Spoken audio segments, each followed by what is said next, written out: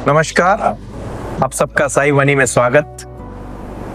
मुझे बड़ी खुशी है, आज पूरा देश साई वाणी सुन रहा है।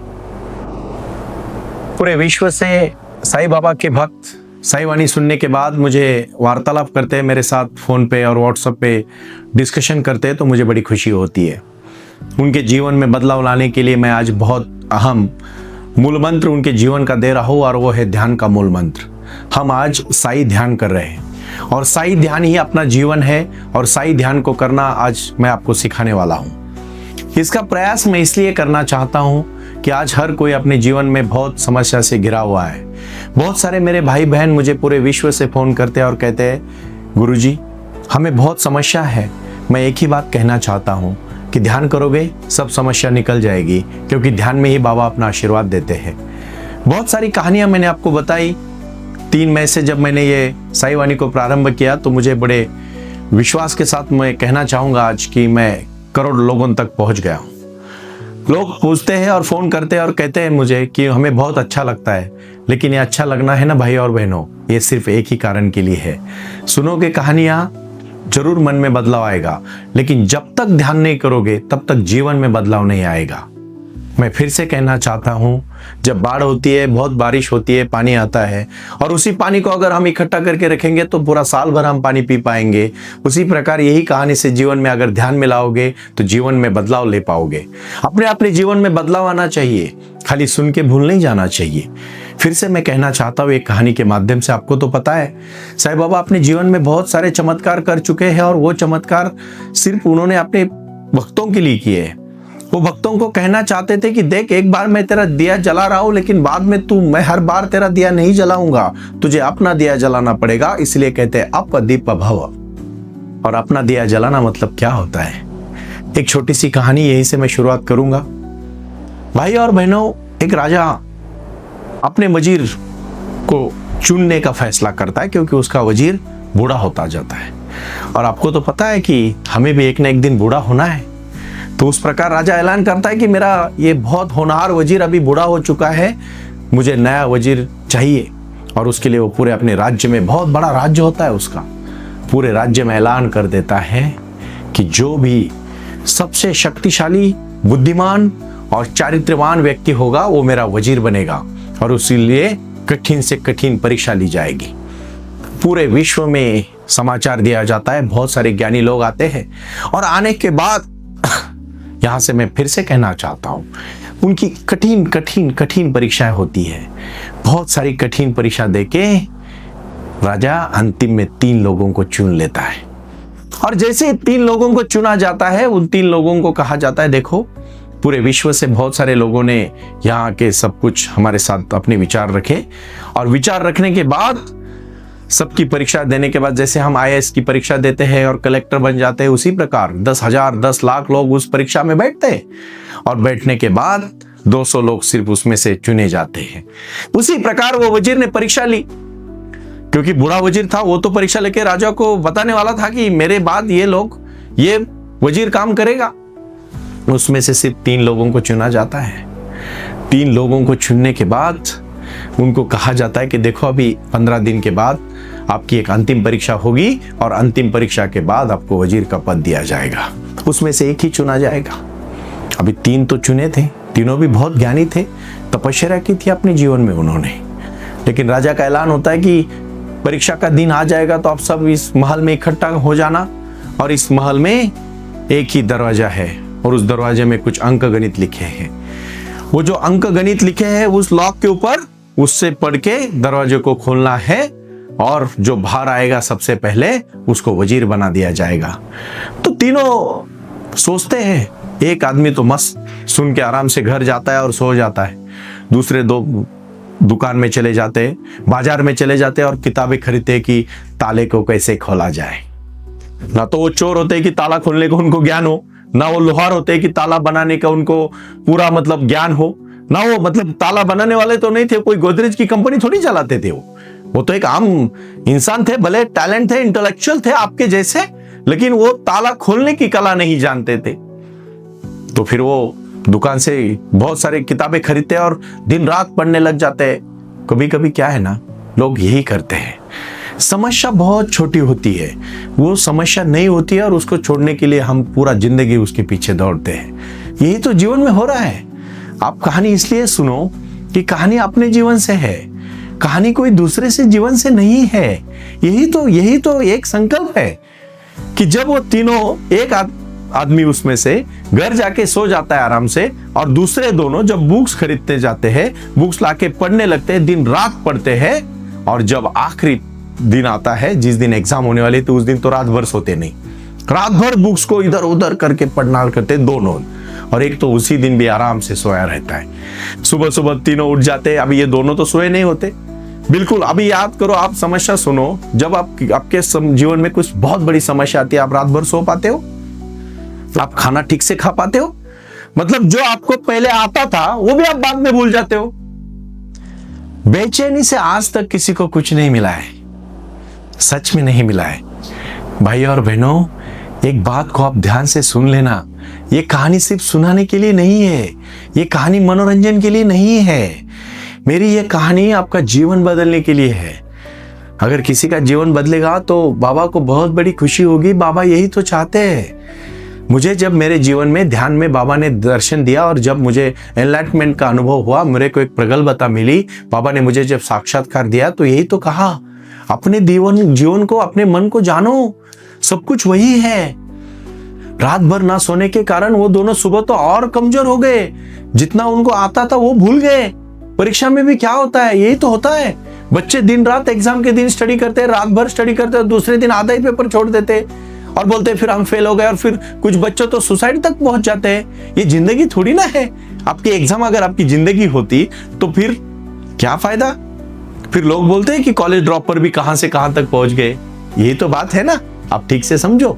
और फिर दूसरे दिन सुबह वो जो सो के आराम से उठता है, वो गाना गुनगुनाता समय उनके सामने से नाच के, मस्त नाच के चलता है। वो दोनों सोचते हैं यार ये तो पागल है, शायद इसने एग्जाम देने से पहले हार मान ली, इसीलिए सो के आया और अभी तो गाना गुनगुना रहा है, शायद ये पागल हो गया एग्जाम का डर देख के।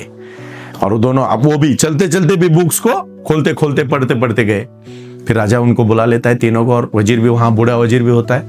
राजा कहता है देखो अभी आपको महल में बंद किया जाएगा, उसमें एक ही दरवाजा है, उसमें एक ही ताला है, ताले में कुछ लिखा है, और आपको उसको छोड़ के दरवाजा खोल के जो पहला बाहर आएगा उसी को मैं वजीर बनाऊंगा। तीनों महलों के अंदर चले जाते हैं और उनको बोलते हैं कि आपको शाम तक का समय है। मतलब 10 बजे वो महल में अंदर जाते हैं और 5 बजे तक उनको समय दिया जाता है। अभी जैसे ही वो अंदर जाते हैं, जैसे ही वो तीनों अंदर जाते हैं, जो सबसे पहले वाला है फिर से आराम से ध्यान में बैठ जाता है और मस्त रहता है, मस्त, उसके चेहरे पे एकदम प्रसन्नता होती है, और बाद में थोड़ा खा भी लेता है अच्छी तरह से, और आराम से 1 घंटा सो भी लेता है। तो ये दोनों सोचते हैं यार ये सच में पागल हुआ है, इसको पता ही नहीं चल रहा है कि इतनी बड़ी एग्जाम है और इतना आराम से मस्त मौला है। क्या ध्यान कर रहा है, क्या मेडिटेशन कर रहा है, क्या बैठ रहा है, क्या खा रहा है, क्या पी रहा है, क्या सो रहा है, मस्त हंस रहा है, गाना गुनगुना रहा है। और वो दोनों तो पूरी पढ़ाई में उधर भी लगे हुए। फिर वो सब होने के बाद 1-1:30 बजे आराम से वो उठता है, भगवान का नाम स्मरण करता है, 1 घंटा फिर से मेडिटेशन करता है, और सीधा उठ के बाहर दरवाजे को खोल के बाहर चला जाता है। ये दोनों पूरी पढ़ाई में लगे हुए हैं। फिर आधे घंटे के बाद राजा आता है, उसको वजीर को, उसको एक पद दिया जाता है कि तू वजीर बन के चुन के गया। बट ये राजा देखता है कि ये दोनों अभी भी बुक्स में जुड़े हैं, तो वो उधर पहुंचता है, बोलता है अरे आप आ जाओ बाहर, अभी आपको बुक पढ़ने की जरूरत नहीं है, जिसको वजीर बनाना था उसको तो मैंने बना दिया। फिर ये दोनों देखते हैं ये क्या हुआ, ये कैसे हुआ। एक बात आप ठीक से समझ लीजिएगा, वो खा पी रहा था, वो सो नहीं रहा था, खाली वो ध्यान कर रहा था। शांत मन, पहले जानो समस्या है क्या। वो महल था, उसको लोहे का दरवाजा था, लेकिन उसके ऊपर जो लॉक था वो सिर्फ अटका हुआ था, लॉक तो खुला ही था। जीवन में समस्या है ही नहीं। बहुत सारी समस्या शांति से सोचोगे तो वो दिखती नहीं है। शांति से सोचना मतलब साई ध्यान करना। और आज आप सबको मैं ध्यान सिखाने जा रहा हूं। अपने अंदर जाओ भाई और बहनों। मैं फिर से एक बात कहना चाहता हूं, हम एक ही बात को बार बार लेके बैठे हैं कि जो पहला लड़का है वो क्यों बाहर आया, क्योंकि वो ध्यान कर रहा था कि समस्या कहाँ है। अपने जीवन में हर छोटी छोटी चीजें हमें बड़ी लगती है और हम समस्या को देखते हैं, समस्या होती ही नहीं है। अरे यही तो जीवन है, आप क्यों इतना परेशान रहते हो? आपको एक चीज आज के बाद करनी है, मुझे प्रॉमिस करो। पूरा विश्व साई वाणी सुन रहा है और ये जो मैं कह रहा हूं, ये मैं आज को आपको जीवन का बहुत असली गुरु मंत्र देने वाला हूं। हर चीज को समझना चाहिए, बहुत अच्छी तरह से समझना चाहिए। अभी आज 7:20 को आस्था भजन पे साई वाणी आती है। आपको 7:20 को एक काम करना है जिंदगी में, अपना टीवी, अपना मोबाइल, अपना जो भी आप जहां देखते हो उसको चालू करके 7:20 से लेके 7:40 तक पूरा साई वाणी सुनना है। और उसी के बाद तुरंत आपको पद्मासन में बैठना है। जैसे ही आप पद्मासन में बैठोगे, आपको एक चीज का ध्यान करना है, जो मैंने कहानी बताई उसको फिर से याद करना है।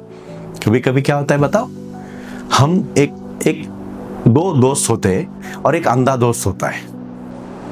तो अंधा दोस्त क्या करता है, बहुत परेशान रहता है अपने जीवन में, तो उसका आंख वाला दोस्त उसके हाथ में एक लालटेन देता है। तो अंधा कहता है, यार मेरे को तो आंख नहीं है और तू मेरे हाथ में लालटेन क्यों दे रहा है, कंदील क्यों दे रहा है, टॉर्च क्यों दे रहा है? तो कहता है, देख तू अंधा है, तू ये जला के चला कर, तेरे को दिखता नहीं है मुझे भी पता है, लेकिन तुझे कोई जाके धड़क न जाए, इसीलिए मैंने तेरे हाथ में कंदील दिया है। वो कहता है, यार सही बात है तेरी, और वो चलता है। फिर एक आदमी जोर से आके उसको धड़कता है, तो फिर वो अंधा आदमी चिल्लाता है, पागल तुझे दिखाई नहीं दे रहा है, मेरे हाथ में लालटेन है। तो वो दूसरा आदमी बोलता है, लालटेन है तेरे हाथ में, लेकिन वो बुझ गई है। हमारे हाथ में जीवन है। भगवान ने इतना हमें मनुष्य योनि में जन्म दिया और हम भूल गए कि हम हमारा लालटेन को जलाए, हमारे जीवन को जलाया। और जीवन को जलाना, जीवन को उभारना, जीवन को प्रज्वलित करना मतलब ध्यान। और वो ध्यान का पहला मंत्र है, मैं 9 मंत्र सिखाने वाला हूं, उसमें आज एक मंत्र आपको कहने वाला हूं। मन में मेरे पूरे मैं जो 20 मिनट में कहानियां बताता हूं और जो संदेश देता हूं उसको याद करो। उसके बाद पद्मासन में बैठो और पद्मासन में दीर्घ श्वास ले लो। मैं जैसे देता हूं उस तरह से आप प्रणाम हाथ जोड़ो और अपनी सांस को अंदर खींचो और ओम का उच्चार करना है।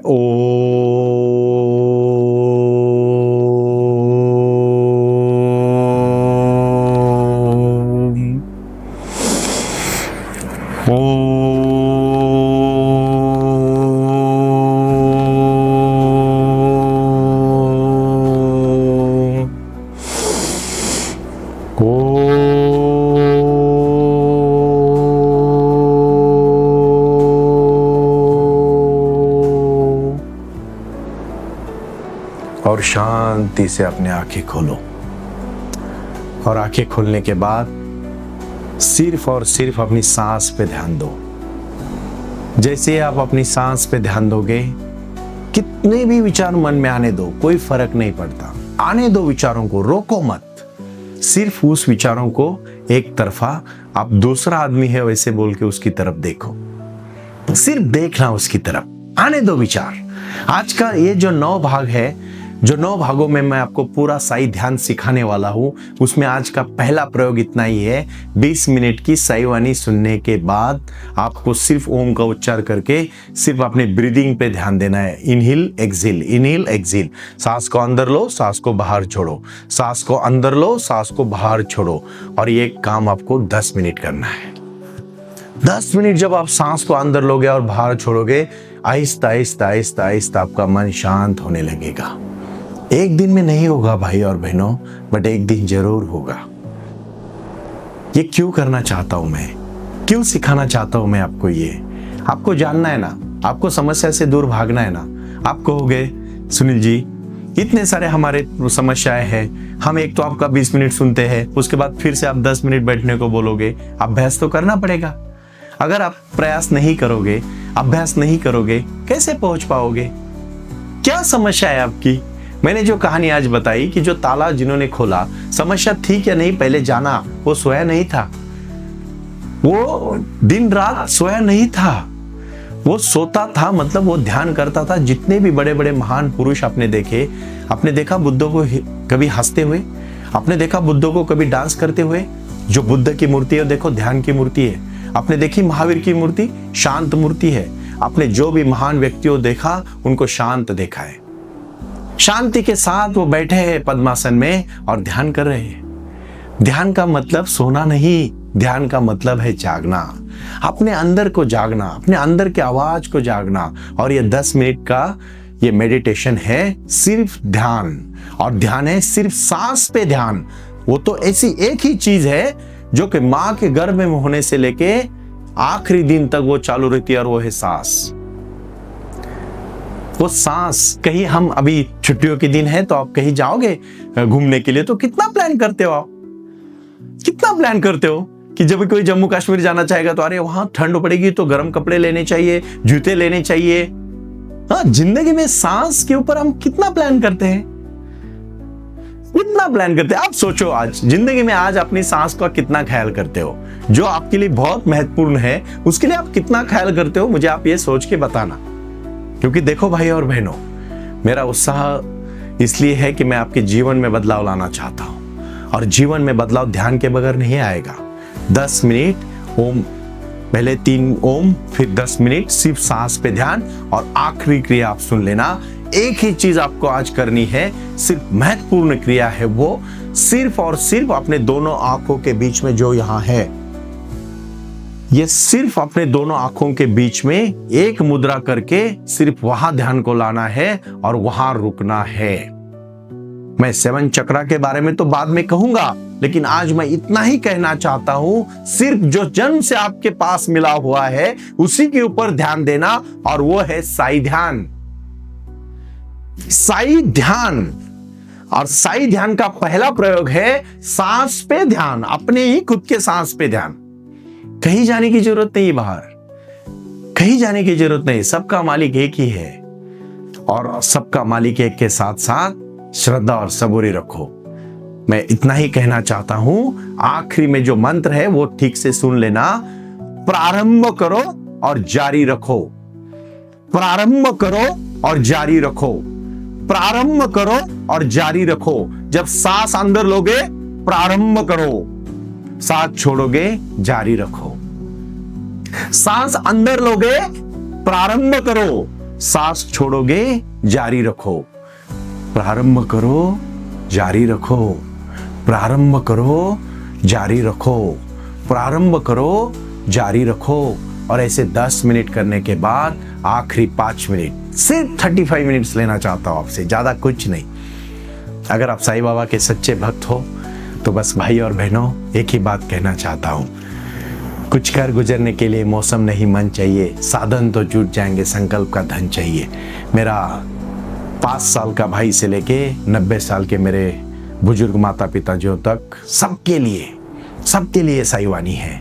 साई वाणी मेरी माँ के लिए, मेरे बहन के लिए, मेरे भाई के लिए, मेरे सभी विचारधाराओं के साथ जुड़ने वाले पूरे विश्व के लोगों के लिए है। कोई जात धर्म का इसमें कोई संबंध नहीं, इसमें मानवता ही धर्म है। और मैं आखिरी में कहना चाहता हूँ, सबका मालिक एक, श्रद्धा और सबूरी, और प्रारंभ करो और जारी रखो, प्रारंभ करो और जारी रखो। सांस लेना, सांस छोड़ना, सांस लेना, सांस छोड़ना। और इसी क्रिया को हम जो 9 भागों में, उसको हर इतवार को मैं एक एक भाग बताऊंगा। 9 भाग जब कंप्लीट होंगे तो अब आपको 40 मिनट का साई ध्यान करने आएगा, और यही साई ध्यान आप सबके लिए फ्री ध्यान है। मैं इतना ही कहना चाहता हूँ आखिरी में, आज साई बाबा को स्मरण करते हुए मैं साई वाणी में आज इतना ही कहना चाहता हूं, अपने अंदर को जानना और ध्यान में आना, यही जीवन है और यही प्रारंभ है। ओम साई राम, प्रणाम।